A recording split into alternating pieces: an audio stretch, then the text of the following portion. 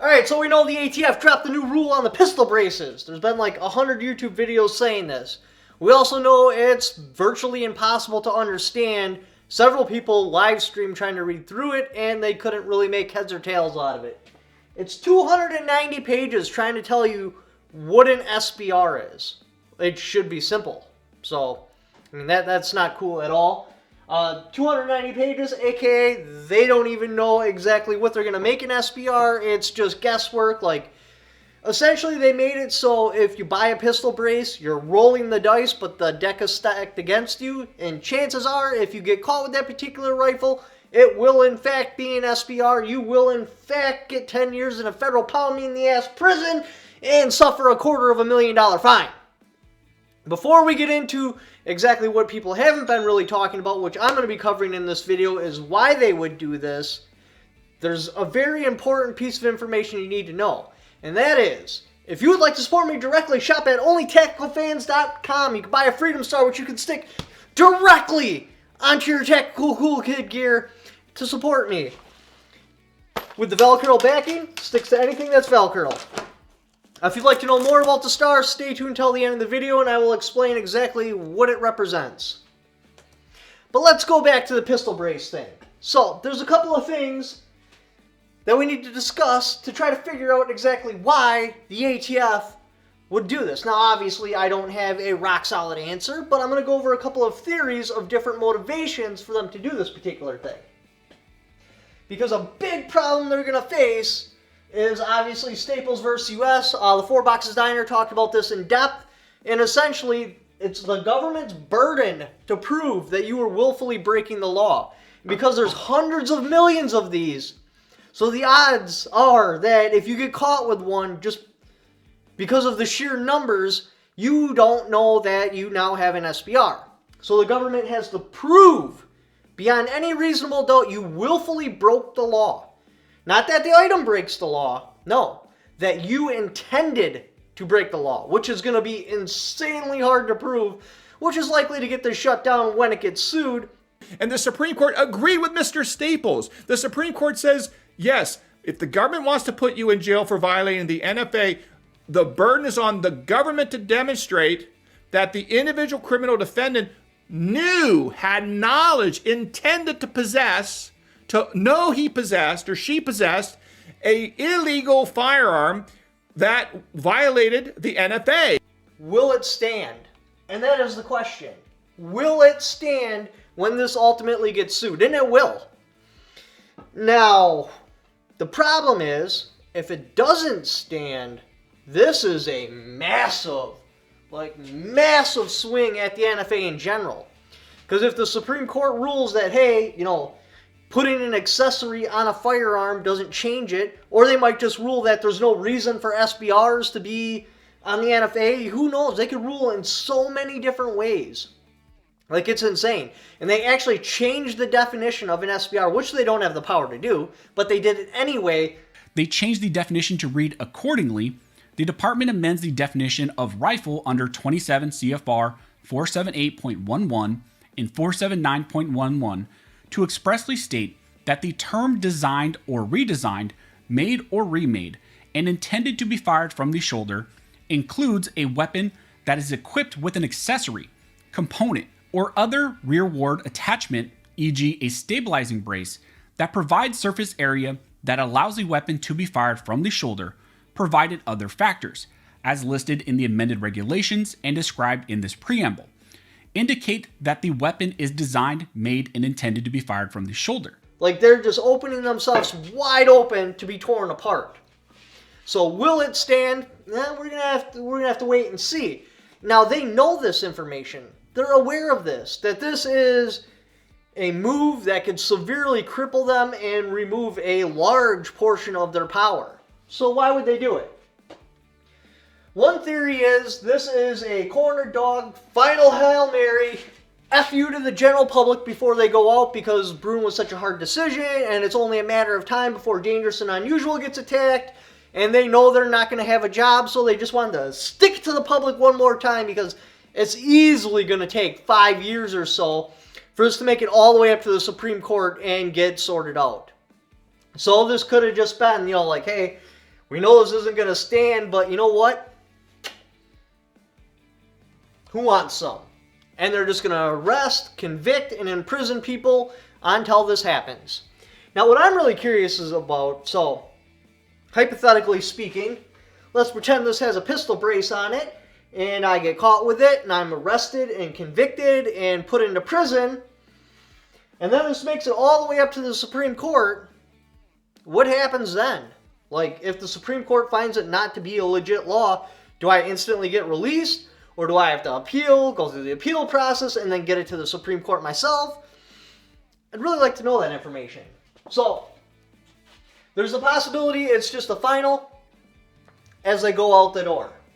The next one is, they have faith the Supreme Court will uphold this because essentially if they don't, it's going to be crippling to the NFA as a whole. So they're betting on the fact that Scottish, they treasure dangerous and unusual so much, which is incorrect history. We've talked about this a lot. This particular history was made in Heller. That's the first time the NFA was really addressed since Miller. And in Miller, they were basically like, yeah, we're going to uphold this, but it's wrong. Well, in Heller, they're like, dangerous and unusual, which isn't a fray. Like, this is something you can look up in, Blackstone Law, I believe. Anyway, he took one sentence out of a fray, which in a fray is brandishing a weapon in a way that terrifies the public. But one of the key qualifiers for that to work is it has to be dangerous and unusual. So it has to actually be a dangerous weapon, like not a toy, and it has to be in an unusual manner. So like a cop can't be charged with an affray because he has a pistol on his hip because it's usual for him to have that pistol on his hip. If I took this into, like, say, on a baseball field, I'm like, he was safe, Empire, I'm going to paddle your ass. It would be unusual for me to have this here, and because I threatened the Empire with it, in front of the general public, that would be an affray. Well, anyways, however, they took that one sentence out of dangerous and unusual and said that dates back to when the Second Amendment was written, and because that's there's history to certain weapons being regulated. Where if you would have just read down like two more sentences, it would have debunked that because it said nothing about a particular weapon. It was how the particular weapon was brandished. So the history in Heller is wrong, but will Scottish, and I believe that's what the ATF probably has faith in, uphold it just because they don't want to risk dangerous and unusual, because without dangerous and unusual, there's no NFA, because there is no history, no reason whatsoever besides racism why the NFA exists. And the NFA was made out of racism. As Jim Crow laws could no longer be enforced because black people were now be considered citizens, they made the NFA. Like, they went side by side. They were open about this. The whole point of the NFA is to keep guns out of black people's hands, Indians' hands, and the poor's. Had nothing to do with Al Capone. Had nothing to do with any of that. What, like 7 people died and now they're going to make this sweeping gun control? No, I mean, let's be serious. The Democrats took office. The first thing they did is like, oh my God, my Klan brothers need me to do something. I'm going to make an NFA because that will keep the guns out of the less desirable hands. So, without dangerous and unusual, the only thing that backs up the NFA is racism. So, it's possible the ATF is banking all their chips on the fact that the Supreme Court will uphold dangerous and unusual, because if they don't, there goes the NFA. So they might be banking on that. Justice Breyer said the historical evidence conflicted with Heller. He recalled that in McDonald, we had professors of history who ran departments in the English Civil War, and they all said the history in Heller was wrong. Or they might be doing it to test to see how far dangerous and unusual will go. Because there's millions of pistol braces. They are way beyond the scope of unusual, and it's an accessory, so it doesn't actually make anything more dangerous. They can't, it's not possible. It's literally a piece you put on the back of a firearm, so it doesn't fit under the category of dangerous. It doesn't fit under the category of unusual, but if they can pull this rug out and make dangerous and unusual stand on something where there's millions of them, the next step very well may be, well, hey, we got it to stand on pistol braces where there's millions of them. Now all of a sudden AR-15s aren't looking unusual anymore because they're similar in numbers. So now we could apply dangerous and unusual to an AR-15. Boom! Pistol braces stand. That worked. That was the test. Now because of the amount of pistol braces there are, we can also just go on ahead and apply that to AR-15s, maybe semi-autos, maybe certain types of pistols. They might put pistols back on the roster. Who knows? Because not only would they be pushing dangerous and unusual to a ridiculous level never first seen before, they would also be rewriting a definition, which they don't have the power to do. So they would be getting cleared on rewriting a definition, and they would also be getting cleared on unusual, meaning millions. So that might be something there. This whole pistol brace thing could just be a test to see how far they can push dangerous and unusual, because if they can push it here, well, now they can push it on like semi-automatic rifles, because now those are also unusual because they're about the same amount of numbers as pistol braces. Boom. NFA item. So that's a possible theory. It's one of my own. The next one is somehow, and this was another Fudbuster theory, somehow, like they talked to the Supreme Court justices, and they know for a fact the Supreme Court will let this fly just to save the NFA. Because if they don't let it fly, the NFA in itself is in question because of how many machine guns there are. There are over 500,000 machine guns. That is way beyond the definition of unusual. Plus, like I've already just said, the history in Heller is wrong, and dangerous and unusual has nothing to do with particular types of firearms. It's all about brandishing. So maybe they have some sort of insider information that just to hang on to the NFA, the Supreme Court won't touch anything that's related with it. Does the government have some inside knowledge or some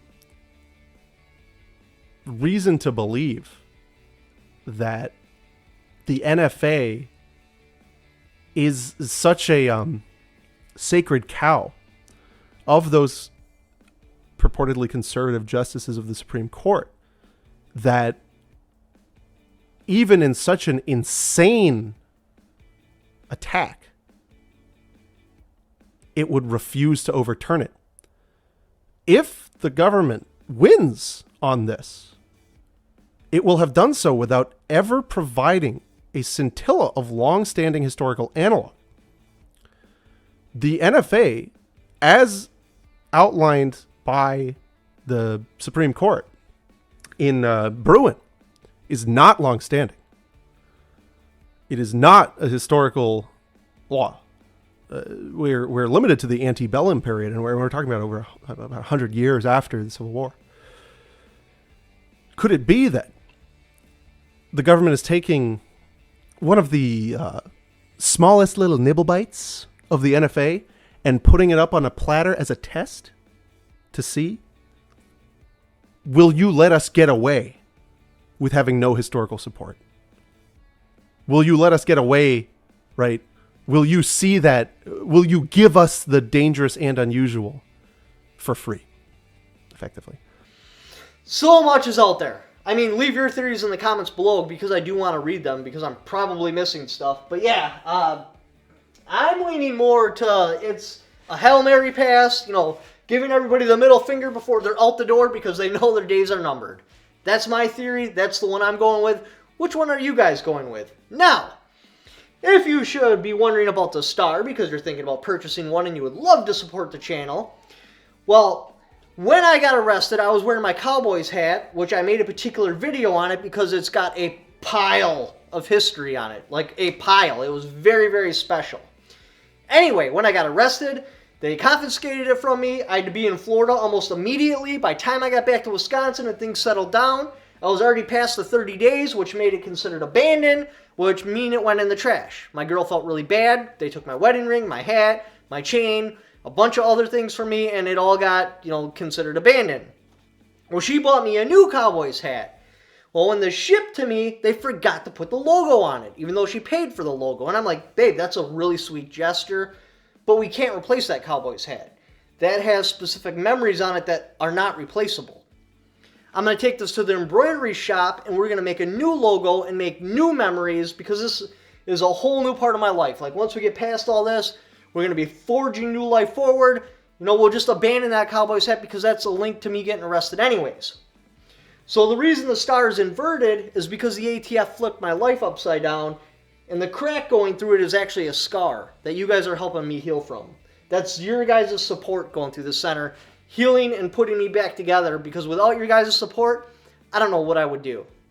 But that's the whole story on the Freedom Star. These are a one-run product. This way it's special to you. This way you can't be like, hey, I got the Freedom Star, and your buddy's like, I can just jump on my phone right now and order one if I want one. What's so special about it? The first one that came out was PVC. The embroidered ones finally just showed up. You can buy those at onlytacticalfans.com. Excellent way to support me, my channel, and my fight against the ATF. Also, if you'd like to help support me, I got my Patreon, and you can donate directly on PayPal. Thank you for watching. Don't forget to subscribe.